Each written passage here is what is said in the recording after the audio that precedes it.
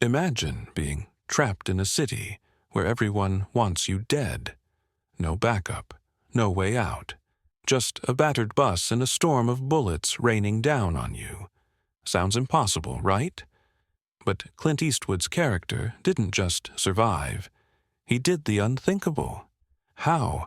And what happened when the final roadblock seemed truly inescapable? Stay with me, because this is one ride you won't forget. Dear listeners, before we move forward, please subscribe my channel to hit 1,000 figure. The desert highway stretched endlessly ahead, shimmering under the scorching Arizona sun. Clint Eastwood's character, Ben Shockley, gripped the steering wheel of the massive Greyhound bus, his jaw clenched, his eyes scanning the horizon. The engine rumbled beneath him, but it wasn't the sound of the motor that had his pulse pounding. It was what was coming. Behind him, Gus Malley, the fiery and defiant witness he was tasked with protecting, sat stiffly in her seat. She had been through hell, and now hell was coming for both of them. Ahead, in the distance, a blockade loomed, a wall of police cars, armed officers, and flashing lights. And behind them, a swarm of squad cars closing in fast, sirens wailing like wolves howling for blood. Shockley knew the truth now. This wasn't about justice. The entire system was rigged against them. His own department had set him up, sent him to die, all to silence Gus before she could testify. They weren't getting out of this alive unless they made their own way out. Gus turned to him, fear in her voice. "You really think we can make it through that?" Shockley's hands tightened on the wheel.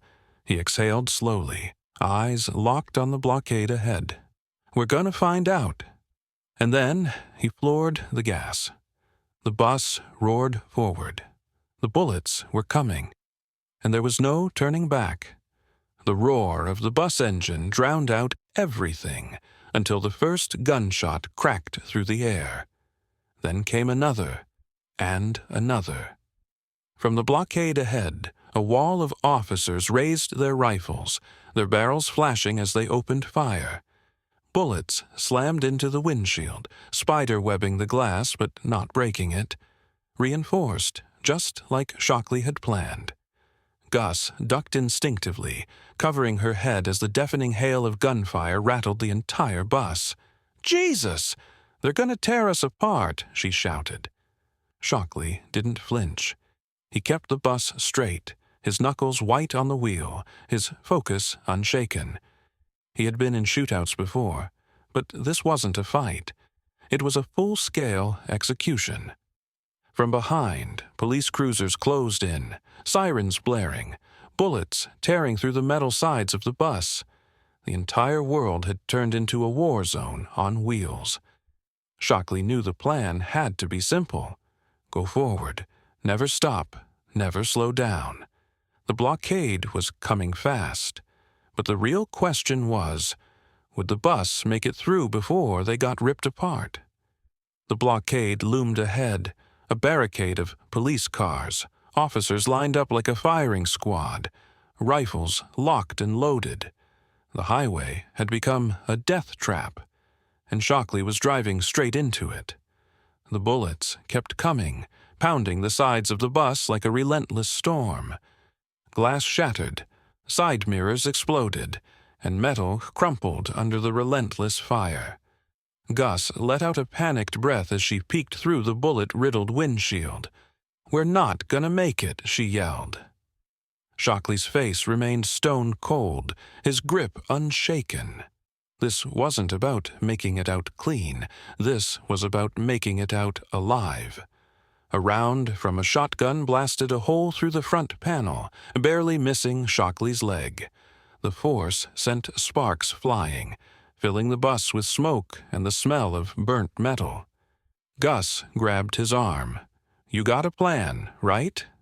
Shockley exhaled through clenched teeth, dodging a fallen sun visor as another bullet ripped into the roof. "Yeah." He pressed the gas pedal all the way down. "Hold on." The bus screamed forward, plowing ahead with reckless force. The police ahead braced themselves, some diving for cover, others standing their ground, determined to end this here and now. The barricade was seconds away, and then the real chaos began. The moment the bus smashed into the blockade, time seemed to slow. Metal crumpled like paper as the first police car folded under the impact, flipping onto its side. Officers scrambled for cover, their bullets still hammering the bus as it plowed through the barricade, shoving wrecked vehicles out of the way like toys. Gus let out a scream, gripping the seat in front of her, as the entire bus shook violently, the sound of breaking glass and tearing steel drowning out the gunfire. Shockley didn't blink. His hand stayed firm on the wheel, his foot pressed flat against the gas pedal. "Come on, you son of a—" The second line of police cars barely held. The bus skidded, tires screeching, barely avoiding a full spin-out. More bullets shredded through the side, and Shockley gritted his teeth as pain seared through his arm. A bullet had grazed him, but he kept going. Behind them, the officers regrouped, scrambling to their feet, reloading their weapons. And then, the worst sound of all. From the radio in one of the wrecked police cars, a voice crackled through the static. "All units, terminate target by any means necessary." Shockley knew what that meant. No more arrests, no more warnings. They were out of the barricade, but they weren't free yet. They were being hunted. And the chase wasn't over. Shockley gritted his teeth, his arm burning from the bullet wound, but he didn't dare ease off the gas. The bus roared forward, battered and barely holding together, but still moving. They had broken through the blockade. Now they just had to stay alive. Behind them, the police weren't giving up. Sirens blared, headlights flashed in the mirrors, and gunfire erupted again. Gus clutched the seat tightly, her voice shaking. "They're not stopping." Shockley flicked his eyes to the gas gauge, dangerously low. They weren't going to outrun this. He had one last card to play. "Get down," he ordered. Before Gus could argue, he yanked the wheel hard, sending the bus careening off the main highway and onto a dusty service road, kicking up a cloud of dirt and debris. The police cars followed, skidding onto the rough terrain, but they weren't built for this. The heavy, armored bus tore through the uneven ground, bouncing wildly but holding steady. And then, just ahead, a bridge. A half-finished overpass, abandoned mid-construction, standing over a deep ravine. Shockley's mind raced. It was a risk, but so was stopping. "Hang on!" He floored it. Gus's scream was drowned out by the roar of the engine as the bus hit the edge of the unfinished bridge, lifting into the air, suspended in a moment of sheer, impossible madness. Behind them, the police slammed their brakes. Too late. The first few cruisers smashed into each other, unable to stop in time, sending wreckage flying. For what felt like forever, the bus hung in midair. And then, the impact. The bus slammed down onto the other side, the frame screeching, tires bursting, but it held. Shockley barely managed to keep control as the bus skidded to a stop, dust and smoke billowing around them. Behind them, silence. The cops weren't following. They couldn't. They had done it. For the first time that night, Shockley exhaled. He turned to Gus, who was wide-eyed, breathless, and completely stunned. "You okay?" he asked. She stared at him for a long second, then let out a nervous laugh. "You're out of your damn mind." Shockley smirked, wiping the blood off his arm. "Yeah, but we're alive, aren't we?"